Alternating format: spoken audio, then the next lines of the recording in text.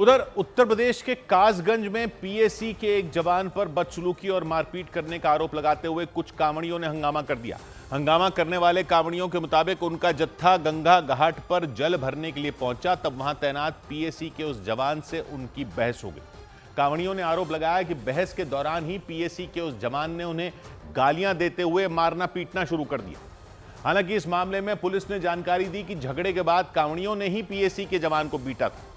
पिटाई के बाद उन्होंने वहां धरना प्रदर्शन शुरू कर दिया और पीएसी के उस जवान पर माफी मांगने का दबाव बनाया। झगड़ा कासगंज में गंगा नदी के लहरा घाट पर हुआ। कांवड़ियों ने हंगामे के दौरान पीएसी के उस जवान को घेर लिया।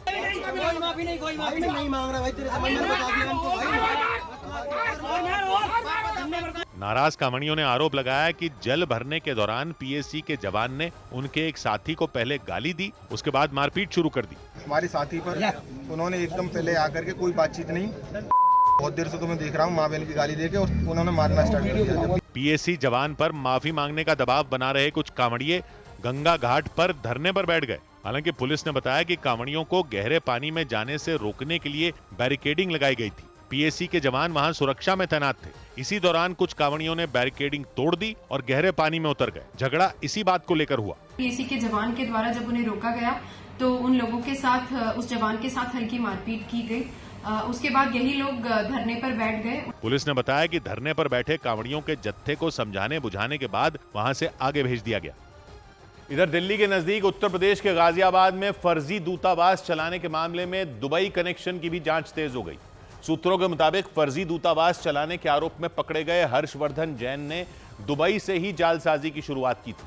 दावा किया गया कि हर्षवर्धन जैन ने करीब 20 साल पहले पश्चिम एशिया के देश यूएई के दुबई शहर में कई कंपनियों की नींव रखी थी। सूत्रों ने बताया उन कंपनियों के जरिए विदेशों में नौकरी दिलाने के नाम पर लोगों को ठगा जाता था। दावा किया गया कि बाद में भारत लौटने पर हर्षवर्धन जैन ने ठगी के उसी मॉडल को बढ़ाने का काम किया। हर्षवर्धन जैन को 23 जुलाई को गाजियाबाद के कविनगर इलाके से गिरफ्तार किया गया था। फर्जी दूतावास मामले की जांच में जुटी यूपी एसटीएफ ने हर्षवर्धन जैन को 5 दिन की रिमांड पर ले लिया और इन 5 दिनों में आरोपी से फर्जी दूतावास, मनी लॉन्ड्रिंग और दूसरे देशों में नौकरी दिलाने के नाम पर ठगी समेत हर पहलू पर पूछताछ होगी। सूत्रों के मुताबिक हर्षवर्धन जैन के दुबई कनेक्शन की भी जांच तेज कर दी गई, क्योंकि साल 2006 में हर्षवर्धन जैन अपने चचेरे भाई के पास यूएई के दुबई शहर चले गए थे और दुबई से ही उसकी जालसाजी की शुरुआत हुई थी। जिन दो नामों को लेकर इस वक्त एसटीएफ की टीमें सबसे ज्यादा जोर शोर से पूछताछ कर रही हैं, तो वो दो नाम शफीक और इब्राहिम हैं। क्योंकि सूत्रों ने दावा किया कि हर्षवर्धन जैन ने हैदराबाद के रहने वाले शफीक और दुबई के रहने वाले इब्राहिम के साथ मिलकर दुबई में धोखाधड़ी का काम शुरू किया था। फर्जी कंपनियां बनाते थे, लोगों को फर्जी दस्तावेजों के सहारे बाहर भेजने के लालच में, नौकरियां देने के लालच में इन तीनों ने मिलकर जमकर पैसा वसूला। सूत्रों ने बताया कि बाद में हर्षवर्धन जैन ने अपने दोनों साथियों के साथ मिलकर ठगी के कारोबार को पश्चिम एशिया के कई देशों के साथ साथ अफ्रीका तक फैला दिया था। इसी बीच साल 2011 में वो भारत लौटे थे। सूत्रों के मुताबिक हर्षवर्धन ने धीरे धीरे भारत में भी जालसाजी का नेटवर्क खड़ा किया और 2016 तक तो 4 देशों के फर्जी दूतावास खोल दिए थे। इधर लोकसभा में गृह मंत्री अमित शाह ने बताया कि श्रीनगर में मारे गए तीनों आतंकी ही पहलगाम हमले में शामिल थे। लोकसभा में ऑपरेशन महादेव पर गृह मंत्री अमित शाह ने जानकारी दी। उन्होंने स्पष्ट किया कि श्रीनगर में जो तीनों आतंकी मारे गए, उन्होंने ही पहलगाम में सैलानियों का खून बहाया था। जिन्होंने बैसरन घाटी में हमारे प्रवासियों को, नागरिकों को मारा था, ये तीनों आतंकवादी ये थे और तीनों मारे गए। लोकसभा में ऑपरेशन सिंदूर पर चर्चा के दौरान नेता विपक्ष राहुल गांधी ने केंद्र सरकार पर तीखा हमला बोला। उन्होंने सरकार पर पाकिस्तान के सामने सरेंडर करने का आरोप लगा दिया। दो लोगों के बीच में लड़ाई हो रही है, एक आदमी जाके दूसरे को घूंसा मारता है और फिर कहता है देखिए मैंने घूंसा मार दिया, अब एस्केलेशन नहीं कीजिए। मतलब आपने पाकिस्तान को डायरेक्टली अपनी पॉलिटिकल विल बता दी। विदेश मंत्रालय ने उन खबरों का खंडन कर दिया जिनमें यह दावा किया जा रहा था कि यमन में सजा काट रही नर्स निमिषा प्रिया की फांसी की सजा रद्द कर दी गई। निमिषा को यमन में एक व्यक्ति की हत्या के मामले में फांसी की सजा सुनाई गई थी। हालांकि 16 जुलाई को उन्हें दी जाने वाली फांसी पर रोक लगा दी गई थी। उधर हिमाचल प्रदेश के मंडी में बादल फटने से तबाही मच गई। वहां 3 लोगों की मौत हो गई जबकि एक महिला लापता बताई गई। जानकारी के मुताबिक बादल फटने के बाद पानी के साथ बहकर आया मलबा लोगों के मकानों में घुस गया। इसकी वजह से कई लोग अपने ही मकानों में फंस गए और इसके बाद उन लोगों को बचाने का काम शुरू किया गया। कुछ लोग एक मकान की खिड़की तोड़ते नजर आए। उस खिड़की से पानी ऐसे बह रहा था मानो झरना बह रहा हो। एक आदमी ने एक पैर उस खिड़की पर रखा और दूसरा पैर उसके पास मौजूद एक दीवार पर। वो आधा हवा में लटक कर उस खिड़की को तोड़ता नजर आया। बादल फट जाने की वजह से वहां बिजली की सप्लाई ठप हो गई थी। ऐसे में कुछ लोग टॉर्च लेकर वहां खड़े दिखाई दिए। वहां टॉर्च की रोशनी में बचाव अभियान चलाया गया। काफी देर की कड़ी मशक्कत के बाद उस मकान में फंसी एक महिला को बाहर निकाला गया।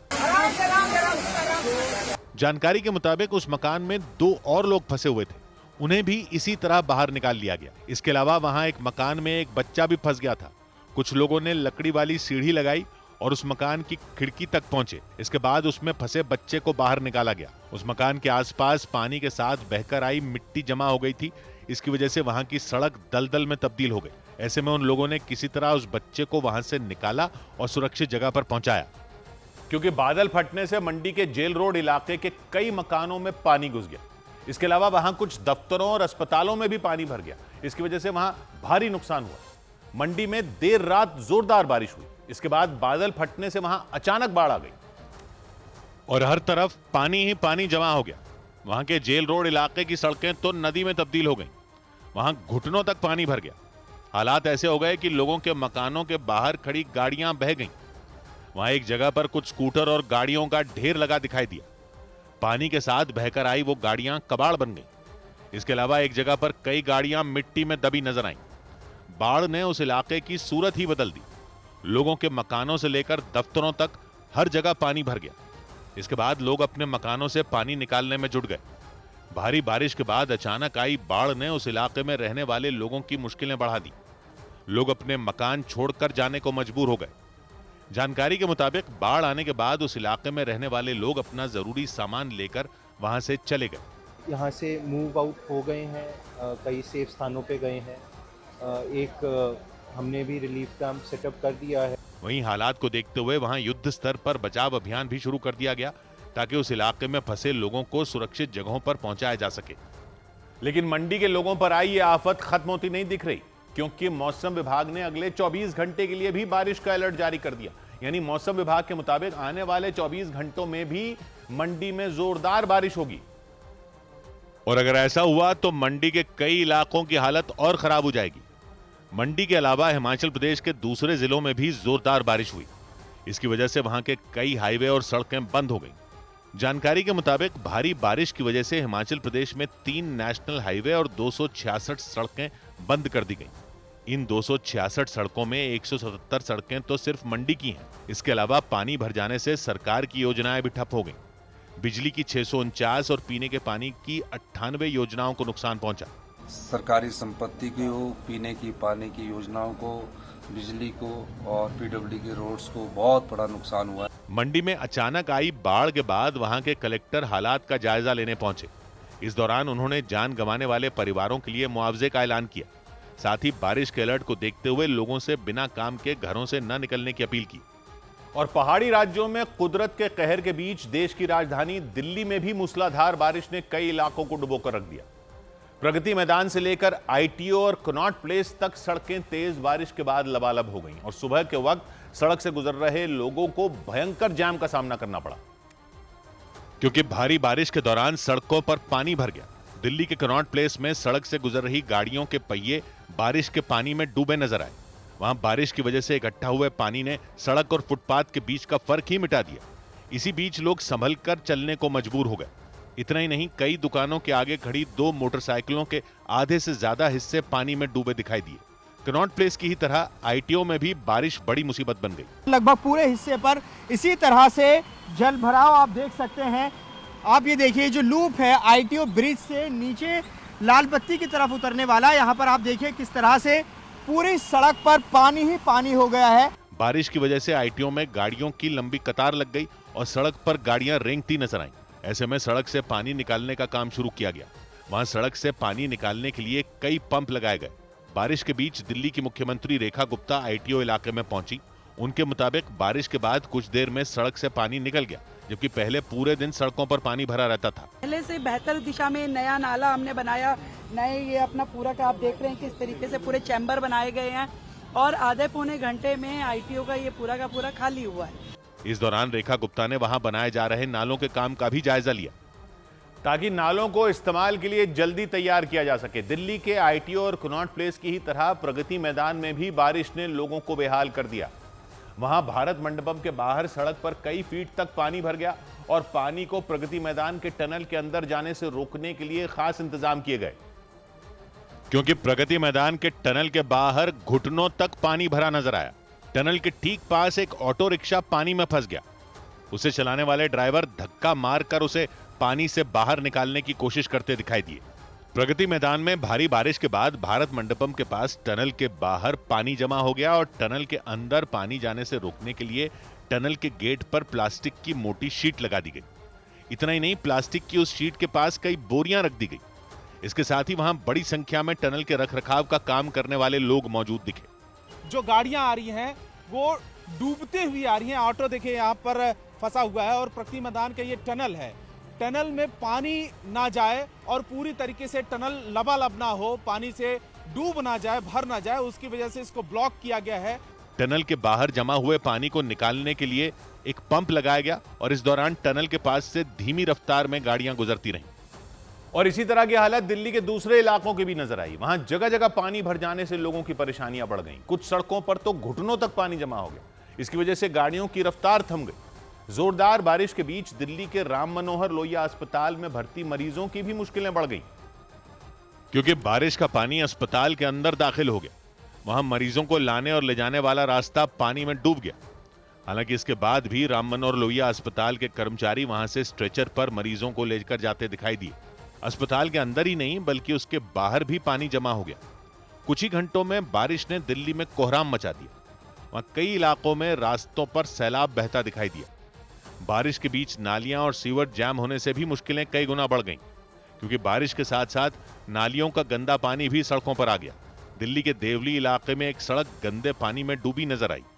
हालांकि खतरे के बाद भी कुछ लोग वहां पानी से लबालब रास्ते पर गाड़ियों से आते जाते नजर आए। बाद में सूचना मिलने पर नगर निगम के कर्मचारी भी पहुंचे। उन्होंने जैम हुई नालियों को खोलने का काम शुरू किया और इसी के बाद इलाके के लोगों को राहत मिल पाई। और इस सब के बीच दिल्ली में बारिश के दौरान एक दीवार गिरने से 2 मजदूरों की जान चली गई। दिल दहला देने वाली यह घटना दिल्ली के सिविल लाइंस इलाके में हुई। बताया गया वहां 4 मजदूर बारिश के बीच उस दीवार के सहारे खड़े थे। इसी दौरान वो भरभरा कर गिर गई। हादसे में घायल हुए मजदूरों को अस्पताल ले जाया गया, जहां 2 मजदूरों ने दम तोड़ दिया। जो दीवार ढही वो दिल्ली के उपराज्यपाल वीके सक्सेना के आवास से कुछ ही दूरी पर मौजूद सहगल कॉलोनी में थी।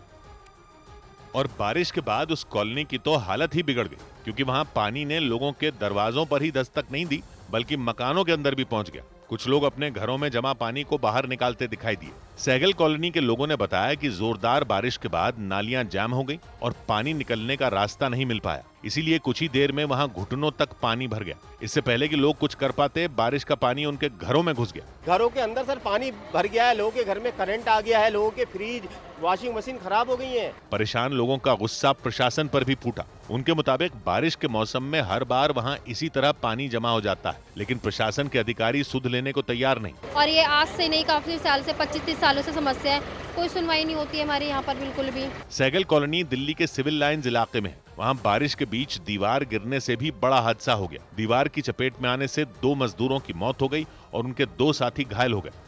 और भारी बारिश के बाद दिल्ली के जनपथ इलाके में भी सड़कों पर पानी भर गया, जिससे लोगों की परेशानी बढ़ गई। लगातार हो रही बारिश की वजह से कई रिहायशी इलाके पानी में डूब गए।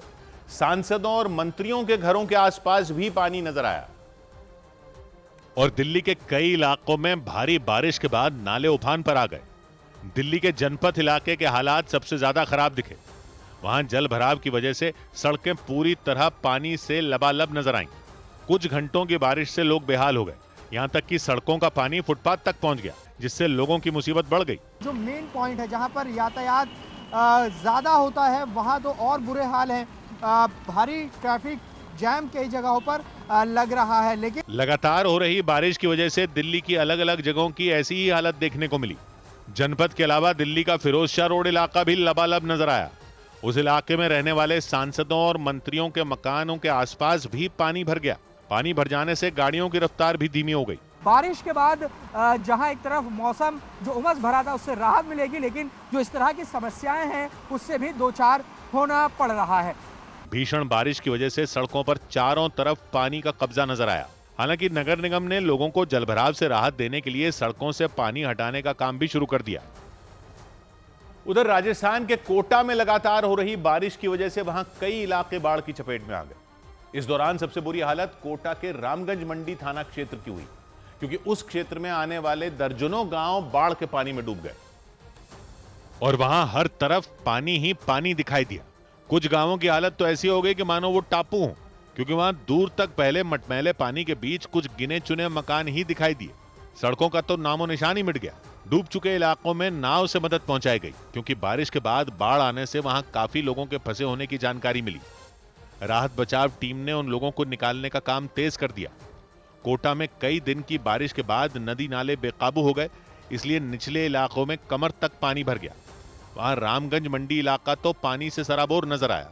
इस बीच मुसीबत यह है कि मौसम विभाग ने राजस्थान में कोटा और उससे लगने वाले जिलों में भारी बारिश का अलर्ट जारी कर दिया।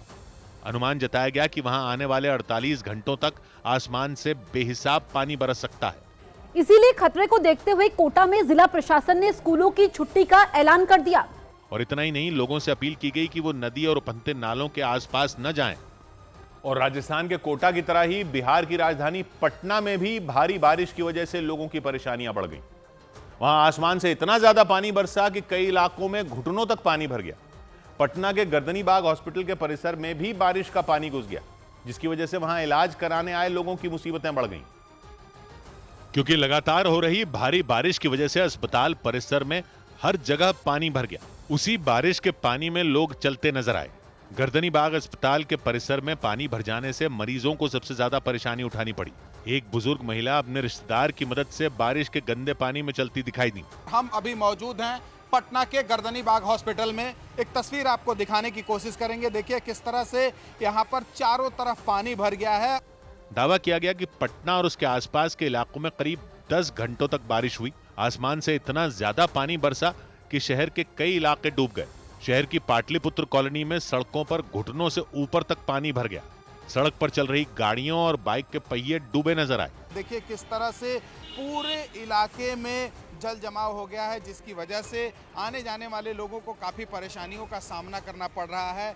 सिर्फ पाटलिपुत्र कॉलोनी ही नहीं, बल्कि शहर की दूसरी कॉलोनियों में भी पानी भर जाने से लोगों की परेशानियां बढ़ गईं। सड़कों पर पानी भरने से कुछ इलाकों में जैम लग गया। इधर उत्तर प्रदेश के मेरठ में समय पर इलाज नहीं होने से एक मरीज की मौत होने के बाद लापरवाही बरतने के आरोप में 2 जूनियर डॉक्टरों को सस्पेंड कर दिया गया। घटना Lala Lajpat Rai memorial medical college के अस्पताल की रही।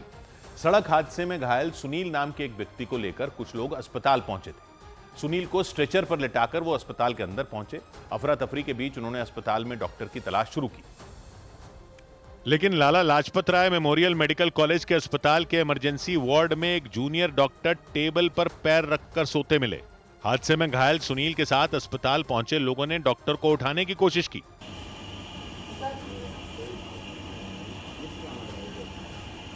लेकिन टेबल पर पैर फैलाकर गहरी नींद में सो रहे जूनियर डॉक्टर को मानो कोई फर्क ही नहीं पड़ा। सुनील के घर वालों ने मोबाइल कैमरे से जूनियर डॉक्टर का वीडियो बना लिया। थोड़ी ही देर में वहां एक दूसरा व्यक्ति पहुंचा। उसने सो रहे डॉक्टर का वीडियो बनाने से सुनील के घर वालों को रोकने की कोशिश की। यहाँ वीडियो बनाना अलाउ नहीं है। वीडियो बनाना सोते हुए तो बना ले वीडियो है। क्या दिक्कत है? नहीं डॉक्टर साहब को सोने में दिक्कत है तुम्हें? अरे दिक्कत तो सारी, पहले तो हाथ पीछे करो। ये जख्मी सुनील के परिवार के लोगों ने इलाज में लापरवाही बरतने का आरोप लगाया तो वो व्यक्ति उनसे उलझ गया। उसने मोबाइल पर हाथ मारने की कोशिश की। एक भैया यहाँ पे सो रहा है। एक ड्यूटी पे कौन है? ड्यूटी पे कौन है? कौन है ड्यूटी पे? क्या नाम है ड्यूटी पे जो है यहाँ? नहीं बाहर क्या सो है यहाँ? घर वालों के मुताबिक ज्यादा खून बह जाने की वजह से सुनील की स्ट्रेचर पर ही मौत हो गई। इस घटना के बाद हड़कंप मच गया। दोनों जूनियर डॉक्टरों पर लापरवाही बरतने के आरोप लगाए गए और उन्हें सस्पेंड कर दिया गया। वहाँ पे जूनियर डॉक्टर थे, वो सो रहे थे, तो उसका प्रथम दृष्टया संज्ञान लेकर के 2 डॉक्टरों को जो ड्यूटी में थे उनको सस्पेंड कर दिया गया है और एक जांच कमेटी इसकी बना दी गई है। अस्पताल प्रशासन ने मामले की जांच के लिए एक कमेटी भी बना दी। सौभाग्य की एक बात यह कि मरीज की जान चली गई और डॉक्टर सोते रहे, यह आरोप लगाया मेरठ में। मेडिकल कॉलेज के अस्पताल में जूनियर डॉक्टर ड्यूटी पर थे जब एक घायल को लाया गया।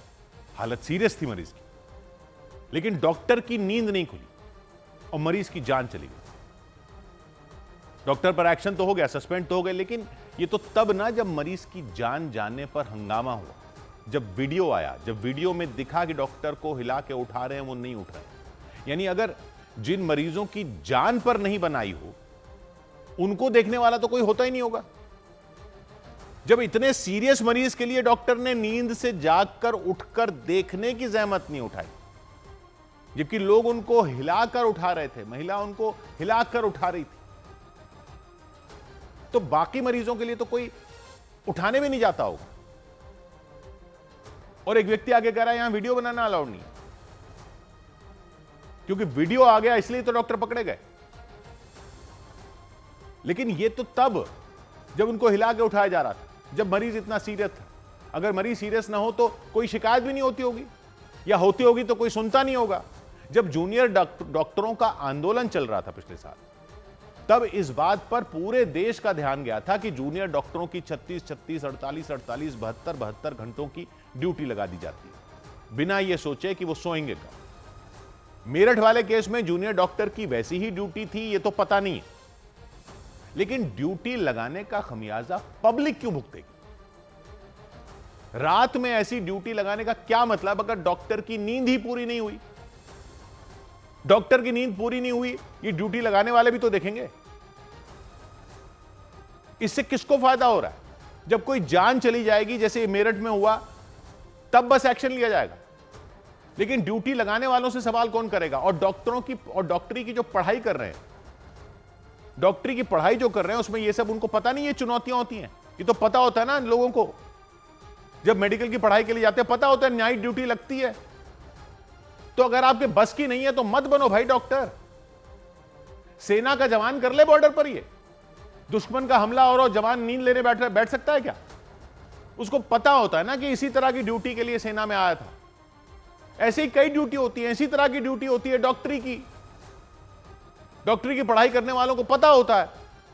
कार्रवाई तो हो गई, लेकिन जिसकी जान चली गई उसको मुंह दिखा पाओगे डॉक्टर साहब? और इन डॉक्टर का तो वीडियो भी बन गया। जिन्होंने ड्यूटी लगाई वो भी जरा अपने अंदर झांक कर देख तो लें। जान चली गई किसी की, इतनी सस्ती है क्या? 100 बात की एक बात। इधर राज्यसभा में कांग्रेस अध्यक्ष मल्लिकार्जुन खड़गे ने पहलगाम हमले में खुफिया तंत्र की नाकामी पर सरकार को घेरा। राज्यसभा में ऑपरेशन सिंदूर पर बहस के दौरान कांग्रेस अध्यक्ष मल्लिकार्जुन खड़गे ने पहलगाम हमले को खुफिया तंत्र की नाकामी बताया। अगर एलजी ने माना कि ये सिक्योरिटी फेल्योर था तो अकाउंटेबिलिटी कब तय होगी? लोकसभा में ऑपरेशन सिंदूर पर बहस के दौरान कांग्रेस सांसद प्रियंका गांधी ने 2008 में यूपीए सरकार के वक्त हुए मुंबई हमलों का जिक्र करते हुए उस वक्त की सरकार के कदमों की जानकारी भी संसद को दी कि उसी समय जब वो आतंकवादी हमला चल रहा था तभी उन आतंकवादियों को मार डाला था, एक बचा था और उसको भी फांसी दे दी थी 2012 में।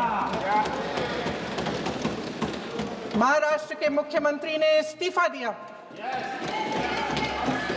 देश के गृह मंत्री ने जिम्मेदारी लेकर इस्तीफा दिया।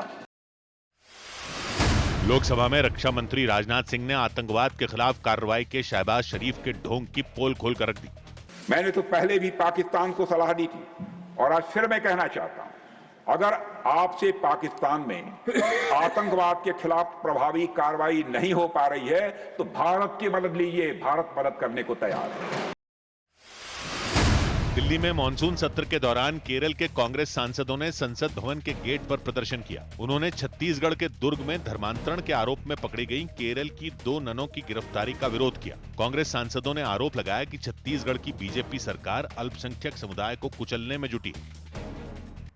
उधर उत्तर प्रदेश के पीलीभीत में मदरसे की मान्यता लेकर इंग्लिश मीडियम स्कूल चलाए जाने के आरोपों से सनसनी मच गई। इस बात का पता तब चला जब स्कूल में पढ़ने वाले एक छात्र को मदरसे का टीसी यानी ट्रांसफर सर्टिफिकेट थमाया गया। इसके बाद उसके पिता ने जिले के कलेक्टर से शिकायत की और धांधली का आरोप लगाया उनके मुताबिक उन्होंने पीलीभीत के मोहल्ला यार खां नाम के इलाके में मौजूद आइंस्टाइन पब्लिक स्कूल नाम के स्कूल में अपने बच्चे का दाखिला कराया था। लेकिन उन्होंने दावा किया कि जब उन्होंने अपने बच्चे का स्कूल बदलवाने के लिए टीसी यानी ट्रांसफर सर्टिफिकेट मांगा तो उसे देखकर वो हैरत में पड़ गए, क्योंकि टीसी पर आइंस्टाइन पब्लिक स्कूल की जगह एक मदरसे का नाम लिखा दिखा। तो अपने बच्चों का आइंस्टाइन पब्लिक स्कूल में नाम लिखवाया, लेकिन आइंस्टाइन पब्लिक स्कूल के नाम से उसके पास कुछ है ही नहीं। बोला मेरे पास आइंस्टाइन पब्लिक स्कूल का मान्यता ही नहीं। इस हंगामे के बाद स्कूल की तरफ से तो कुछ नहीं कहा गया, लेकिन जिले से अल्पसंख्यक विभाग के अधिकारी ने सफाई दी। उनके मुताबिक इंग्लिश मीडियम स्कूल में सिर्फ प्री प्राइमरी मतलब नर्सरी से यूकेजी तक की क्लासें चलाई जा रही थी, जिनके लिए मान्यता लेना जरूरी नहीं होता। क्योंकि नर्सरी क्लासेज की मान्यता होती नहीं है, तो उसका वर्जन यही है कि मदरसा हम ऊपर वाले फ्लोर पे चला रहे हैं और नीचे जो है हम अपने प्री प्राइमरी की क्लासेज चला रहे हैं। हालांकि उन्होंने ये भी माना कि उसी बिल्डिंग में मदरसा भी चलाया जा रहा था और स्कूल के मालिक के पास सिर्फ मदरसे की मान्यता थी। इस मुद्दे पर जब कलेक्टर ने जांच के आदेश दिए तो स्कूल के मालिक ने स्कूल की इमारत से आइंस्टाइन पब्लिक स्कूल का नाम मिटवाना शुरू कर दिया। वहां एक आदमी दीवार पर लिखे स्कूल के नाम पर पेंट करता दिखा, जिससे शक और गहरा गया। इधर उत्तर प्रदेश के मैनपुरी से हैरान कर देने वाला एक मामला सामने आया। वहां पुलिस की एक गलती की वजह से राजवीर सिंह नाम के एक आदमी को 17 साल तक कानूनी लड़ाई लड़नी पड़ी। इस बीच उन्हें 22 दिन की जेल भी हुई थी, लेकिन आखिरकार 17 साल बाद उन्हें बरी कर दिया गया। राजवीर सिंह के मुताबिक पुलिस ने साल 2008 में उनके भाई रामवीर सिंह और उन्हीं के गांव के 3 लोगों पर गैंगस्टर एक्ट के तहत केस दर्ज किया था, लेकिन पुलिस रिपोर्ट में उनके भाई रामवीर की जगह गलती से उनका नाम राजवीर लिख दिया गया, जिसके बाद पुलिस उन्हें उठा कर ले गई थी और उनके मुताबिक इस दौरान उन्हें करीब 22 दिन जेल में काटने पड़े थे। और फिर 17 साल की कानूनी लड़ाई के बाद उन्हें इंसाफ मिला। उनका नाम उस केस से पूरी तरह हटा दिया गया। राजवीर सिंह के मुताबिक 1 दिसंबर 2008 को उनके भाई रामवीर और गांव के 3 और लोगों के खिलाफ गैंगस्टर एक्ट के तहत केस दर्ज किया गया था, लेकिन पुलिस ने गलती से रामवीर की जगह राजवीर का नाम लिख दिया, जिससे पुलिस ने उन्हें उठाकर जेल में ठूंस दिया था और वो 22 दिन तक जेल में बंद रहे। हालांकि बाद में पुलिस ने अपनी गलती मानते हुए उन्हें रिहा कर दिया था। जबरदस्ती उठा ला साहब, 20 दिन 22 दिन जेल में रखा, 17 साल तक मुकदमा लड़ते रहे। ये मामला तब दोबारा उलझ गया था जब पुलिस ने कोर्ट में दोबारा चार्जशीट दी थी। आरोप है कि तब गलती मानने के बाद भी पुलिस ने रामवीर की जगह फिर से राजवीर का नाम लिख दिया था और ये केस उसके बाद 17 साल तक चला। राजवीर सिंह पे आज दिन तक, जब से पैदा हुए आज दिन तक पूरे देश में कहीं एनसीआर नहीं और गैंगस्टरों ने जेल भेजा। हालांकि 17 साल के लंबे इंतजार के बाद राजवीर सिंह को आखिरकार न्याय मिल गया। उनका नाम पुलिस रिकॉर्ड से हटा दिया गया। उधर मध्य प्रदेश के सतना में एक सरकारी स्कूल में क्लास के दौरान सोते पाए जाने वाले 2 टीचरों पर जिला शिक्षा अधिकारी ने एक्शन लिया और उन्हें सस्पेंड कर दिया। सस्पेंड किए गए टीचरों के नाम सुंदरलाल लड़िया और बीरन कुमार प्रजापति बताए गए। दोनों जिले के भमर गांव में मौजूद शासकीय माध्यमिक स्कूल में तैनात थे। लेकिन कुछ रोज पहले बच्चों का भविष्य संवारने वाले दोनों टीचर स्कूल में सोते हुए पाए गए थे। एक टीचर कुर्सी पर बैठे बैठे सोते नजर आए थे, जबकि दूसरे कुर्सी पर पैर रखकर सोते दिखाई दिए थे। क्लासरूम में बच्चे भी मौजूद थे, लेकिन इसके बाद भी टीचर सुंदरलाल लड़िया और बीरन कुमार प्रजापति गहरी नींद में सोते रहे थे। दोनों टीचर सतना के भंवर गांव में मौजूद शासकीय माध्यमिक स्कूल में तैनात थे। आरोप लगाया गया कि सुंदरलाल लड़िया और बीरन कुमार अक्सर स्कूल में सोया करते थे। इसका पता चलने के बाद तुरंत जिला शिक्षा अधिकारी ने मामले में जांच के आदेश दे दिए। विकासखंड शिक्षा अधिकारी और संकुल प्राचार्य ने वहां जांच की और ये सत्य पाया गया। सत्य प्रमाणित होने के बाद तत्काल उनको कार्रवाई की गई। जिला शिक्षा अधिकारी के आदेश पर दोनों टीचरों को तुरंत सस्पेंड कर दिया गया। इसके अलावा जिला शिक्षा अधिकारी ने जिले में मौजूद सभी सरकारी स्कूलों में पढ़ाने वाले टीचरों को लापरवाही न बरतने के आदेश भी दे दिए। सौभाग्य की एक बात यह कि सरकारी स्कूलों में टीचर सोते हुए पकड़े जा रहे हैं। अब सतना में पकड़े गए। ये तो मोबाइल फोन के कैमरे सबके पास आ गए हैं, तो पकड़े भी जा रहे हैं और कार्रवाई भी हो रही है। लेकिन अगर ये तस्वीरें नहीं होती, वीडियो नहीं होते, तो क्या कार्रवाई होती इन पर? सरकारी स्कूलों में पढ़ने वाले बच्चों की कौन सोचता है? तस्वीर नहीं होती, वीडियो नहीं होता, तो कभी मानते ही नहीं ये लोग कि ये स्कूल में सोते हैं।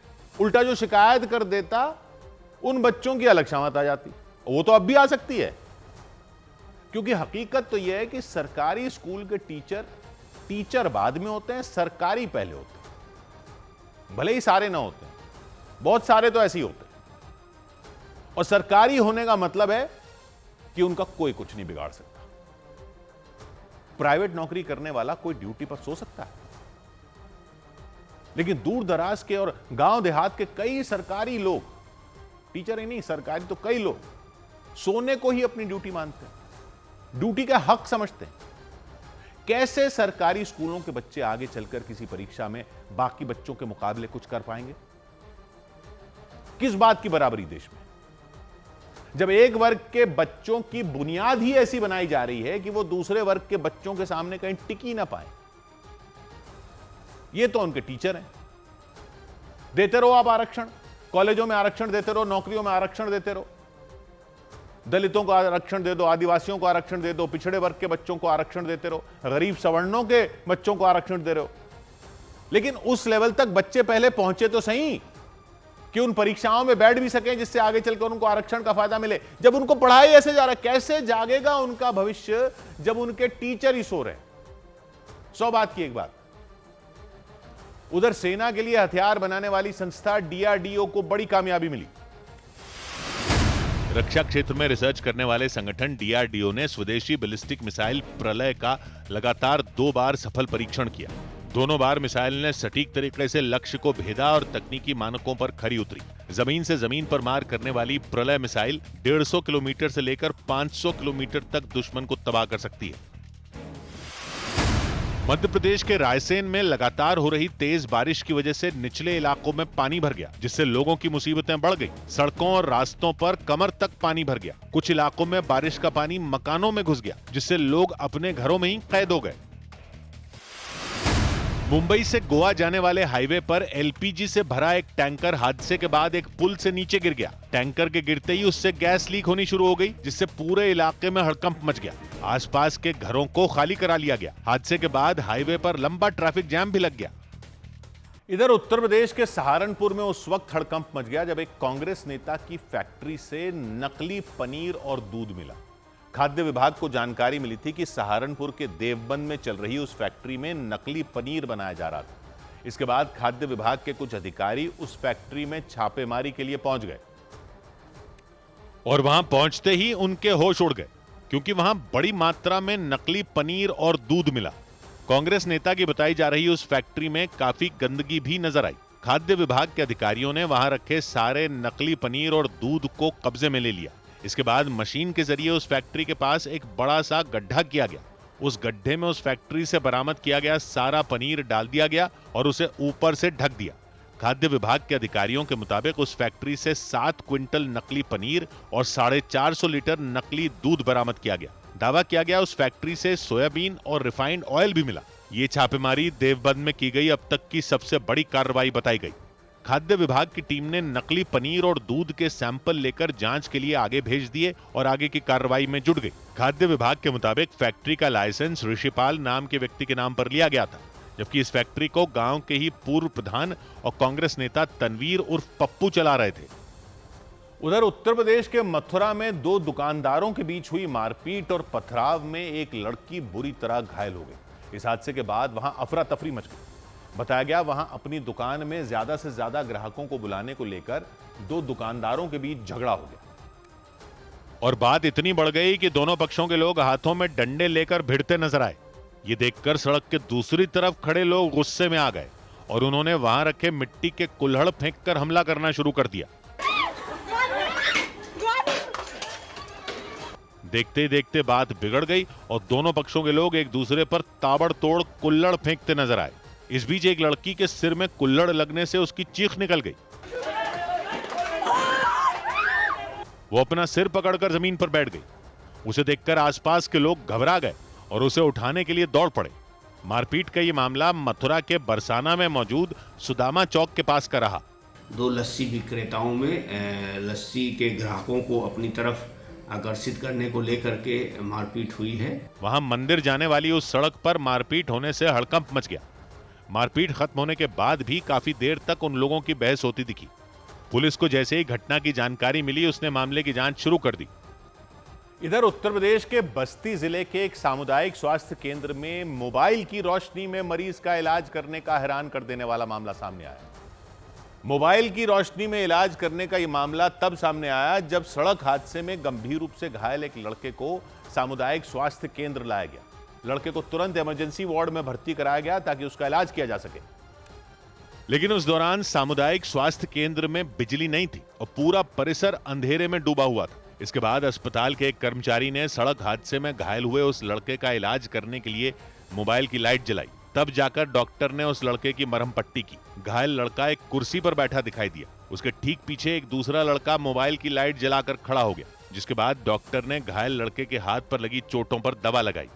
लाइट नहीं थी। कितने देर तक नहीं थी? लगभग 20 से 25 मिनट नहीं थी। ये मामला बस्ती के कप्तानगंज इलाके में मौजूद सामुदायिक स्वास्थ्य केंद्र का रहा। केंद्र के अधीक्षक ने दावा किया कि बिजली जाने के थोड़ी देर बाद ही जनरेटर चला दिया गया था, जिससे वहां बिजली आ गई थी। कुछ देरी के बाद 10 मिनट के अंतराल के अंदर जनरेटर चला दिया गया और पूरे हॉस्पिटल परिसर में तब तक लाइट आ गई। हालांकि इस मामले में स्वास्थ्य विभाग की तरफ से कोई बयान सामने नहीं आया, लेकिन लोगों ने दावा किया कि अक्सर बिजली जाने के बाद पूरा सामुदायिक स्वास्थ्य केंद्र अंधेरे में डूब जाता है। इधर मध्य प्रदेश के छतरपुर में मौजूद एक हनुमान मंदिर में कब्र हटाने की मांग के पोस्टर लगे होने से हंगामा मच गया। आरोप लगाया गया कि कुछ लोगों ने खुद को संत बताने वाले कमलेश गुप्ता नाम के एक आदमी की वहां कब्र बना दी। हंगामा कर रहे लोगों के मुताबिक कमलेश गुप्ता खुद को उस मंदिर का महंत बताते थे। इसी वजह से उनके समर्थकों और परिवार के लोगों ने दावा किया कि मंदिर में ही उनकी समाधि बनाई गई थी, लेकिन कुछ लोगों ने इसका विरोध किया और यह आरोप लगाया कि खुद को उस हनुमान मंदिर का महंत बताने वाले कमलेश गुप्ता बनावटी संत थे। उनके ब्राह्मण समुदाय से न होने पर भी निशाना साधा गया। इसके साथ ही उनकी समाधि को कब्र बताते हुए उसे मंदिर से हटाने की मांग भी की गई। उन्होंने इसे सनातन परंपरा के खिलाफ बताया। वन वेदी अपनी शुद्ध थी, उसी में थोड़ी गहरा गड्ढा खोद करके उसको दफना दिया। विरोध कर रहे लोगों ने आरोप लगाया कि कमलेश गुप्ता ने खुद को महंत बताकर मंदिर की जमीन पर कब्जा करने की कोशिश की। वो अगर माने हुए संत होते या उनकी अपनी जमीन होती या अपना उनका एक आश्रम होता तो एक चलो मान भी लेते। इसी का विरोध करते हुए उन लोगों ने मंदिर में बड़े बड़े पोस्टर लगा दिए। उन पोस्टरों पर कब्र हटाने की मांग लिखी नजर आई। प्रदर्शन कर रहे लोगों ने आरोप लगाया कि उन्होंने कलेक्टर समेत कई अधिकारियों से भी इसकी शिकायत की थी, लेकिन कोई हल नहीं निकला। इसी वजह से उन्होंने मजबूरी में मंदिर में पोस्टर लगाने का फैसला लिया। उधर महाराष्ट्र के जलगांव में पुलिस ने महिलाओं को प्यार के जाल में फंसाकर उनकी हत्या करने के आरोप में अनिल सदाशिव नाम के व्यक्ति को गिरफ्तार करने का दावा किया। पुलिस के मुताबिक अनिल एक सीरियल किलर है जो 2 महिलाओं की बेरहमी से हत्या कर चुका है। पुलिस ने दावा किया कि अनिल तीसरी महिला को मारने वाला था, लेकिन किसी तरह वो महिला उसके चंगुल से भाग निकली। इसके बाद आसपास रहने वाले लोगों ने अनिल को पकड़ लिया और फिर उसे पुलिस के हवाले कर दिया। पुलिस के मुताबिक अनिल महिलाओं को झूठे प्यार के जाल में फंसाकर पहले उनका भरोसा जीतता था और आरोप लगाया गया कि महिलाओं का भरोसा जीतने के बाद वो उन्हें जंगल में ले जाकर उनकी हत्या कर देता था। पुलिस के मुताबिक पिछले 1 महीने के अंदर अनिल 2 महिलाओं की हत्या कर चुका है। दावा किया गया कि अनिल तीसरी महिला को भी मारने की पूरी तैयारी कर चुका था, लेकिन महिला उसके चंगुल से भाग निकली, जिससे वो पकड़ा गया। इसके बाद पुलिस उसे उस जगह ले गई जहां उसने महिलाओं की हत्या की थी। इस दौरान पुलिस के बड़े अधिकारी उससे ये जानने की कोशिश करते रहे कि उसने किस तरह से महिलाओं को मारा था।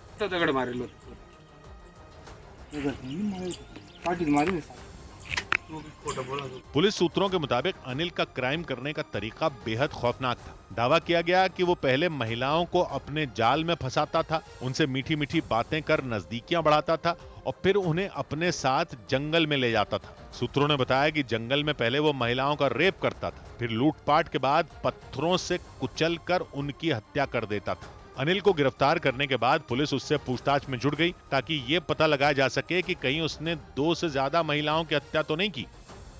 इधर संसद में ऑपरेशन सिंदूर पर चल रही बहस के दौरान बीजेपी सांसद निशिकांत दुबे तब भड़क गए जब एमके स्टालिन की पार्टी डीएमके के सांसदों ने उनसे अंग्रेजी में अपनी बात रखने की मांग कर दी। इसकी वजह से निशिकांत दुबे को अपना भाषण बीच में ही रोकना पड़ गया।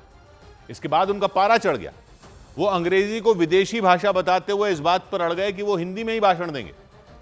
ये सब इसलिए हुआ क्योंकि जब निशिकांत दुबे ऑपरेशन सिंदूर के मुद्दे पर बोलने खड़े हुए तो किसी तकनीकी समस्या की वजह से लोकसभा का ट्रांसलेशन डिवाइस खराब हो गया। सांसदों को लोकसभा और राज्यसभा में एक डिवाइस मिलता है जिसके जरिए वो बाकी सांसदों के भाषण का अनुवाद सुन सकते हैं, हिंदी या अंग्रेजी वो सुन सकते हैं। निशिकांत दुबे हिंदी में बोल रहे थे और डीएमके के सांसदों ने यह मांग की कि अगर ट्रांसलेशन डिवाइस नहीं चल रहा तो निशिकांत दुबे को अंग्रेजी में अपनी बात रखनी चाहिए। और ये मांग करते हुए डीएमके के सांसद हंगामा करने लगे। शोर बढ़ा तो सभापति ने उन्हें रुकने का इशारा भी किया। उन्होंने जानकारी दी कि किसी तकनीकी खराबी की वजह से लोकसभा का ट्रांसलेशन डिवाइस नहीं चल रहा है। Some technical issues only, not ये प्रॉब्लम। हालांकि डीएमके के सांसदों ने रुकने के बजाय निशिकांत दुबे से ये मांग की कि वो ही हिंदी की जगह अंग्रेजी में अपनी बात रखें। इस पर निशिकांत दुबे भड़क गए। ये प्रॉब्लम जो है वो ये प्रॉब्लम लोकसभा का है, ये प्रॉब्लम मेरा नहीं है। मुझे हिंदी आती है तो मैं हिंदी ही बोलूंगा ना। आपके कहने से मैं अंग्रेजी नहीं बोलूंगा ना, और अंग्रेजी विदेशी भाषा है। यदि आप तमिल बोलने के लिए मुझे कहते तो मुझे प्रसन्नता होती। आप इंग्लिश बोलने के लिए कहते हो, विदेशी भाषा है वो। यही मानसिकता है आप लोगों की। यह हंगामा तब तक चलता रहा जब तक निशिकांत दुबे का भाषण चला। हालांकि उन्होंने डीएमके के सांसदों की बात नहीं मानी और हिंदी में ही अपनी बात रखी।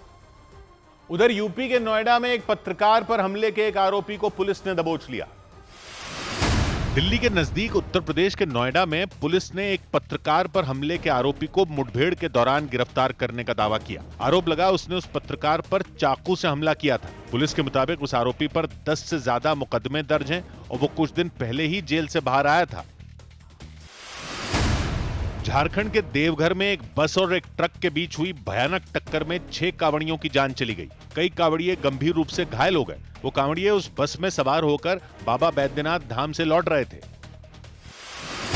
पंजाब सरकार ने जलियांवाला बाग हत्याकांड का बदला लेने वाले स्वतंत्रता सेनानी उधम सिंह के सम्मान में हर साल 31 जुलाई को सरकारी छुट्टी की घोषणा कर दी। उधम सिंह ने जलियांवाला बाग में सैकड़ों निहत्थे लोगों पर गोलियां बरसाने का आदेश देने वाले जनरल डायर की 13 मार्च 1940 को लंदन में हत्या कर दी थी। बाद में 31 जुलाई 1940 को उन्हें फांसी दे दी गई थी। इधर उत्तर प्रदेश के अमेठी में हैदर अली नाम के एक लड़के पर आरोप लगा कि उसने एक नाबालिग लड़की को हैदराबाद ले जाकर जबरन धर्म बदलवाने की कोशिश की। इस मामले में पुलिस ने हैदर और उसके एक साथी को गिरफ्तार करने का दावा किया। नाबालिग लड़की के पिता के मुताबिक हैदर ने उनकी बेटी के साथ प्यार का झूठा नाटक किया और करीब 1 महीने पहले उसे बहलाकर हैदराबाद ले गया था। आरोप लगाया गया कि वहां उनकी बेटी पर हैदर ने शादी करने और धर्म बदलने का दबाव बनाया था और आरोप लगाया कि जब उनकी बेटी ने धर्म बदलने से इनकार किया तो उससे मारपीट की गई थी। नाबालिग लड़की के पिता ने यह भी आरोप लगाया कि हैदर अली ने उनकी बेटी के साथ जबरदस्ती भी की थी। लड़की के परिवार के मुताबिक करीब 1 महीने पहले गांव में रहने वाला हैदर अली उनकी बेटी को प्यार के जाल में फंसाकर हैदराबाद ले गया था। दावा किया गया कि हैदर ने उनकी बेटी को हैदराबाद में किराए के एक कमरे में रखा था। आरोप लगाया गया कि हैदर ने वहां उस पर शादी करने और धर्म बदलने के लिए दबाव बनाया था। हमारी लड़की को एक मुस्लिम लड़का लव जिहाद के चक्कर में उसको लेकर के हमारे घर से गुमराह करके लेके गया हैदराबाद। पुलिस के मुताबिक 10 जुलाई को नाबालिग लड़की हैदर के चंगुल से भाग निकली थी और किसी तरह अमेठी के पीपरपुर थाने में मौजूद अपने गांव आ गई थी। इसके बाद लड़की के परिवार ने पुलिस में इसकी शिकायत कर दी। जो आरोपी थे इनको गिरफ्तार कर लिया गया है और उनको जेल भेजने की कार्रवाई की जा रही है। पुलिस इस मामले की गहराई से जांच करने में जुट गई ताकि ये पता लगाया जा सके कि इसके पीछे कोई गिरोह तो काम नहीं कर रहा। उधर महिला शतरंज के विश्व कप का फाइनल मुकाबला खेलने वाली भारत की दोनों खिलाड़ियों की संसद में तारीफ की गई। शतरंज में महिलाओं का विश्व कप जीतने वाली भारतीय खिलाड़ी दिव्या देशमुख और फाइनल में उन्हें टक्कर देने वाली कोनेरू हम्पी की संसद में तारीफ की गई। भारत ने पहली बार महिलाओं के शतरंज का विश्व कप जीता। इससे पहले किसी भारतीय महिला खिलाड़ी ने कभी फाइनल में भी जगह नहीं बनाई थी। भारतीय क्रिकेट टीम के तेज गेंदबाज उमेश यादव ने उज्जैन के महाकाल मंदिर में दर्शन किए। सावन के महीने में नाग पंचमी के मौके पर वो बाबा महाकाल की भस्म आरती में शामिल हुए। मुंबई के वानखेड़े स्टेडियम के स्टोर रूम से आईपीएल खिलाड़ियों की 261 जर्सियां चोरी हो गईं। चोरी की गई जर्सियों की कीमत करीब 6.5 लाख रुपए बताई गई। पुलिस के मुताबिक चोरी की वारदात को 13 जून को अंजाम दिया गया था। स्टेडियम के सिक्योरिटी मैनेजर फारूक असलम खान के खिलाफ एफआईआर दर्ज करवाई गई। इधर उत्तर प्रदेश के वाराणसी में समाजवादी पार्टी की महिला कार्यकर्ताओं ने मौलाना साजिद रशीदी की तस्वीरों पर कालिक पोत दी। मौलाना साजिद रशीदी ने समाजवादी पार्टी की सांसद डिंपल यादव पर विवादास्पद बयान दिया था। उनके विवादास्पद बयान से भड़की समाजवादी पार्टी की महिला कार्यकर्ताओं ने उनके खिलाफ थाने में शिकायत भी कर दी और थाने के बाहर जमकर नारेबाजी करती नजर आई। मौलाना साजिद रशीदी के खिलाफ प्रदर्शन करते हुए उन्होंने उनकी तस्वीरों पर कालिक पोत दी। ओछी, अशोभनीय, अमर्यादित, असंसदीय भाषा का प्रयोग करके उन्होंने टिप्पणी की है, उसके विरोध में हम इनके चेहरे पे कालिक पोते हैं। मौलाना साजिद रशीदी ने समाजवादी पार्टी की सांसद डिंपल यादव पर विवादास्पद बयान दिया था। इसी बयान को लेकर समाजवादी पार्टी की महिला कार्यकर्ताओं ने मोर्चा खोल दिया। बड़ी संख्या में महिला कार्यकर्ता वाराणसी के सिगरा थाने पर पहुंची और उन्होंने मौलाना साजिद रशीदी पर एफआईआर दर्ज कराने के लिए शिकायत की। उनके मुताबिक उन्होंने महिलाओं का अपमान किया और उनके आत्मसम्मान को ठेस पहुंचाई। इस समाज से, इस मुस्लिम समाज से हम रिक्वेस्ट करेंगे कि इस टाइप के मौलाना को अपने समाज से बहिष्कृत करना चाहिए। समाजवादी पार्टी की महिला कार्यकर्ताओं ने प्रशासन से साजिद रशीदी पर सख्त कार्रवाई करने की मांग की। गृह मंत्री अमित शाह ने संसद में बताया कि श्रीनगर में मारे गए तीनों आतंकी पहलगाम हमले में शामिल थे। उन आतंकियों को ऑपरेशन महादेव के तहत ढेर किया गया। भारतीय सेना, सीआरपीएफ और जम्मू कश्मीर पुलिस की टीमों ने मिलकर इस ऑपरेशन को अंजाम दिया। लोकसभा में गृह मंत्री अमित शाह ने इस ऑपरेशन के बारे में एक एक जानकारी दी। अमित शाह ने संसद में बताया कि ऑपरेशन महादेव में सुलेमान उर्फ फैसल जट, अफगान और जिब्रान नाम के आतंकियों को मार गिराया गया। मतलब 22 अप्रैल को हुए पहलगाम आतंकी हमले के 97 दिन बाद भारतीय फौज ने बदला पूरा कर लिया। ऑपरेशन महादेव के दौरान मौत के घाट उतारे गए आतंकियों की पहचान सुलेमान उर्फ फैसल जट, अफगान और जिब्रान के तौर पर की गई। इनमें सुलेमान उर्फ फैसल जट आतंकी संगठन लश्कर तैयबा का टॉप कमांडर था। अमित शाह ने लोकसभा में जैसे ही पहलगाम के गुनहगारों को ढेर करने का ऐलान किया, सत्ता पक्ष के सांसदों ने हर हर महादेव के नारे लगाए। 3 आतंकवादी सेना, सीआरपीएफ और जम्मू कश्मीर पुलिस के संयुक्त अभियान में ऑपरेशन महादेव में मारे गए। अमित शाह ने बताया कि आतंकियों के मारे जाने के बाद उनकी पहचान पक्की करने के लिए कई कदम उठाए गए। हमले के बाद जिन लोगों ने आतंकियों को छिपाया था, उनसे तीनों के शवों की पहचान करवाई गई। इसके अलावा आतंकियों के पास से जब्त एक M9 और 2 AK-47 राइफलों को फोरेंसिक लैब भेजा गया। उन राइफलों में उसी तरह की गोलियां थी जिस तरह की गोलियां पहलगाम की बैसरन घाटी में पर्यटकों पर बरसाई गई थी। यानी इस बात पर मोहर लग गई कि पहलगाम में उन्हीं हथियारों से हमला हुआ था जो हथियार ऑपरेशन महादेव में मारे गए तीनों आतंकियों के पास मिले। अप्रैल महीने की 22 तारीख को आतंकियों ने पहलगाम की बैसरन घाटी में घूमने गए पर्यटकों पर धर्म पूछकर गोलियां बरसाई थी।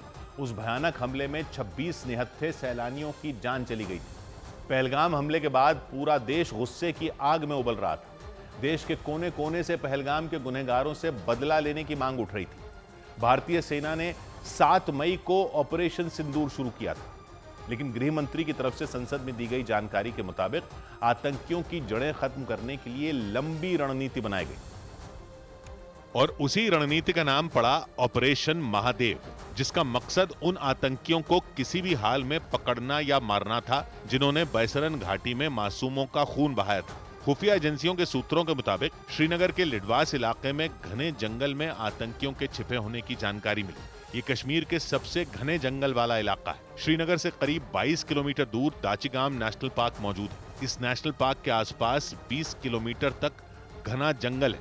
दाचिगाम से नीचे की तरफ लिडवास इलाका है। लिडवास के पास में माउंट महादेव मौजूद है। इस वजह से सेना ने अपने ऑपरेशन का नाम ऑपरेशन महादेव रखा। लिडवास में जहां ऑपरेशन महादेव चलाया गया, वो जगह सड़क के रास्ते पहलगाम से करीब 100 किलोमीटर दूर है। हालांकि जंगल के रास्ते ये दूरी केवल 40 से 50 किलोमीटर ही रह जाती है। आतंकियों के छिपे होने की खबर मिलने पर सेना, सीआरपीएफ और जम्मू कश्मीर पुलिस के जवानों ने पूरे इलाके को घेर लिया और कुछ ही घंटों में तीनों आतंकियों को ढेर करके पहलगाम का बदला पूरा कर लिया। मतलब 22 अप्रैल को पहलगाम में बेकसूर और मासूम पर्यटकों का खून बहाने के बाद तीनों आतंकी जम्मू कश्मीर के ही घने जंगलों में छिपे हुए थे। खुफिया एजेंसियों के सूत्रों के मुताबिक पहलगाम में हमले के बाद तीनों आतंकी जंगल के रास्ते दाशिगाम नेशनल पार्क की तरफ भाग गए थे। सूत्रों के मुताबिक रास्ते में उन्होंने कुछ लोगों के घरों में छिपने के लिए शरण भी ली थी। जांच के दौरान एनआईए ने आतंकियों को छिपाने के आरोप में कई लोगों को गिरफ्तार किया था।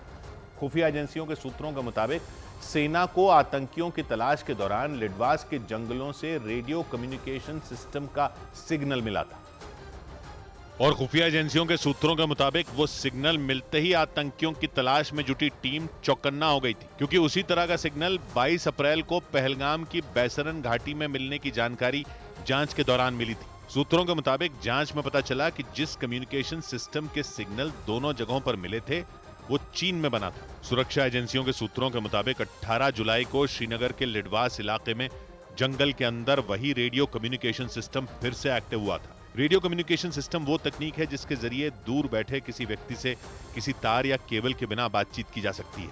कम्युनिकेशन सिस्टम के सिग्नल से मिली लोकेशन का पता चलने के बाद आतंकियों की तलाश में ऑपरेशन चलाया गया और सेना जंगल में बने आतंकियों के ठिकाने पर पहुंच गई। आतंकियों ने अपने ठिकाने के ऊपर तिरपाल लगा लिया था ताकि वो बारिश से बचे रहें। तिरपाल के अंदर ही खाने पीने का इंतजाम था। सूत्रों के मुताबिक सेना को तलाशी में आतंकियों के ठिकाने से पाकिस्तान में बनी चॉकलेट और आतंकियों के पाकिस्तानी पहचान पत्र भी मिले। सौभाग्य की एक बात यह कि ऑपरेशन महादेव में पहलगाम हमले के आतंकियों को मार गिराने के लीड रोल में थी भारत की सबसे खूंखार force 4 para SF. 4 para SF यानी भारतीय सेना की पैराशूट रेजिमेंट की 4th यानी 4थी बटालियन, और एसएफ का मतलब स्पेशल फोर्सेस। यह वो यूनिट है जो सर्जिकल स्ट्राइक करती है, पहाड़ों पर ऑपरेशन करती है, जंगल में ऑपरेशन करती है, बंदूकों को छुड़ाने की इनको खास ट्रेनिंग होती है। इनको कहते हैं माइटी डैगर्स यानी खूंखार खंजर।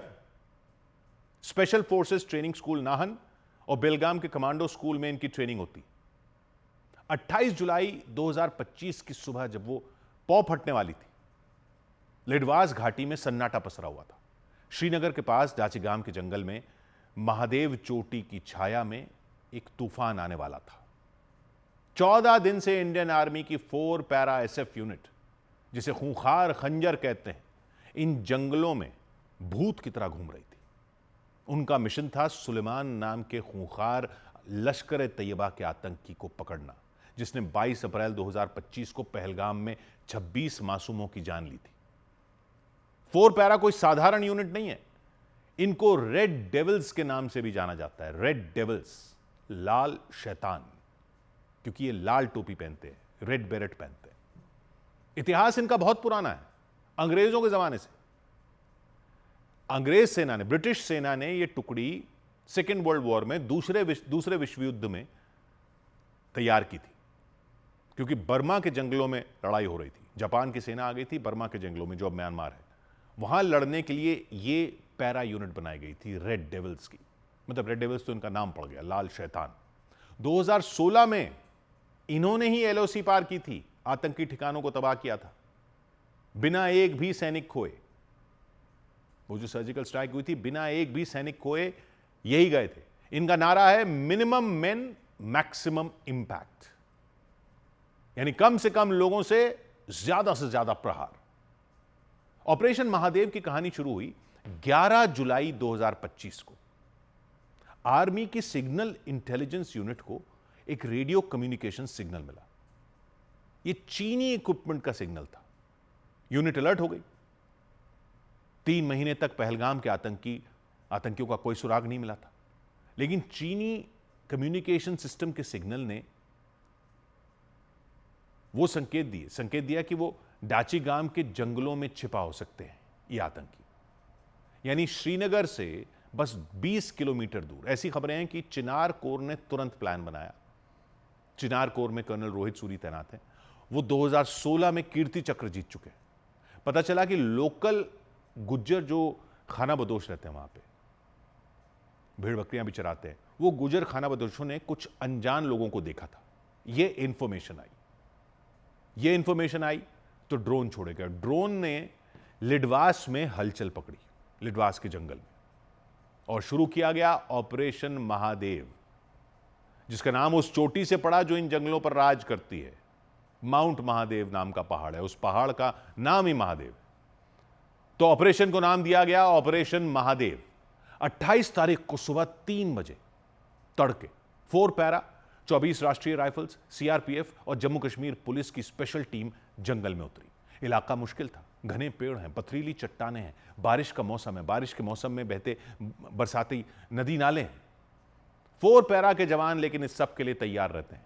उनकी ट्रेनिंग ही ऐसी होती है, काले कपड़ों में वो नाइट विजन चश्मों के साथ उतरे, भूतों की तरह आगे बढ़े और पूरी यूनिट को लीड किया।